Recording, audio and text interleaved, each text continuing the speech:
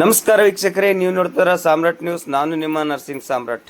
ದಿನಾಂಕ 22/5/2026 ಮಧ್ಯರಾತ್ರಿ 1 ಗಂಟೆ ಸುಮಾರಿಗೆ ಡಾಕ್ಟರ್ ಮೇಲೆ ಹಲ್ಲೆಯನ್ನು ಖಂಡಿಸಿ ಡ್ರೀಮ್ಸ್ ಆಸ್ಪತ್ರೆಯ ವೈದ್ಯರೆಲ್ಲೂ ಸೇರಿಕೊಂಡು ಪ್ರತಿಭಟನೆ ಮಾಡುವ ಮುಖಾಂತರ ಆರೋಪಿಗಳನ್ನು ಬಂಧಿಸಬೇಕೆಂದು ಒತ್ತಾಯ ಮಾಡಿದ್ದಾರೆ.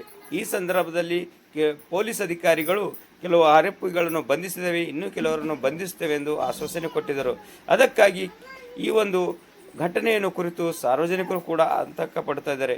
ವೈದ್ಯರ ಮೇಲೆ ಈ ರೀತಿ ಹಲ್ಲೆ ಮಾಡುವುದು ತಪ್ಪೆಂದು ಎಲ್ಲರೂ ಮಾತನಾಡುತ್ತಿದ್ದಾರೆ ಎಂದು ಈ ಮೂಲಕ ತಿಳಿಸಲಾಗುತ್ತದೆ. ನಮಸ್ಕಾರ.